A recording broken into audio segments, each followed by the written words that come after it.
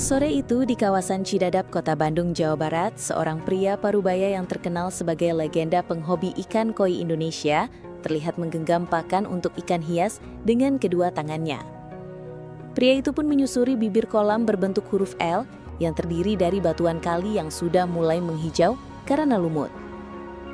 Pakan dalam genggamannya pun ia lemparkan ke arah ikan-ikan sudah menanti sedari lama. Pria itu adalah Hartono Sokwanto, seorang yang sudah tidak asing lagi di telinga para petani maupun penghobi ikan koi di Indonesia, bahkan dunia.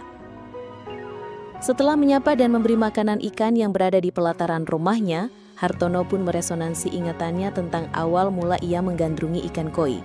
Hartono pun menceritakan sepenggal kisah perjalanannya menjadi juara dunia pada 2011, lalu menjadi Grand Champion Nishikigoi of the World 2013 di Jepang dengan ikan koi jenis kohaku bernama Mulan Legend. Awal mula Hartono jatuh hati pada ikan koi terjadi 17 tahun silam, tepatnya 2008.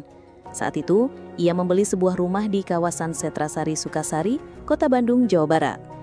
Rumah yang ia beli ternyata memiliki sebuah kolam yang tidak terpakai.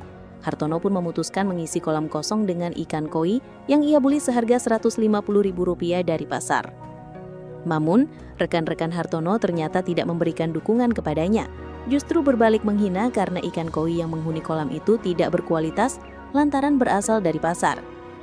Ternyata, hinaan dari bibir rekan hingga menembus daun telinga itu menjadi motivasi tersendiri bagi pria 53 tahun ini. Ia pun memutuskan untuk pergi ke tempat asal ikan koi, Jepang. Perjalanan Hartono di negeri Sakura terbilang cukup singkat untuk mempelajari ikan koi hingga menorehkan prestasi dunia. Ia hanya membutuhkan waktu 2 tahun 8 bulan hingga akhirnya menjadi juara dunia. Hartono menambahkan, bagi para pemula yang ingin mengembangbiakan atau hanya sekadar hobi ikan koi, kuncinya hanya menikmati dan bahagia.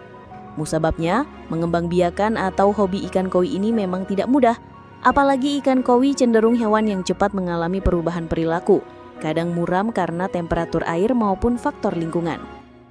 Jadi bagi para pemula yang ingin mengembangbiakan atau hanya memelihara ikan koi, jangan mudah menyerah.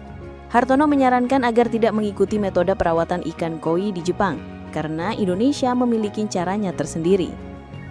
Apabila perjalanan yang sukar sudah bisa terlewati, Hartono yakin petani maupun penghobi ikan koi di Indonesia tidak mudah tergoyahkan dengan suara sumbang. Mengingat, ikan koi yang sudah menyandang titel juara pun bisa melepaskan predikat makhluk hidup yang tidak sempurna.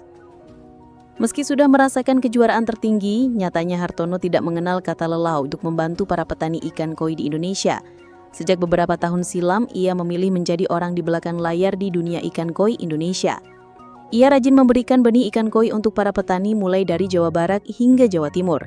Alasannya pun cukup sederhana.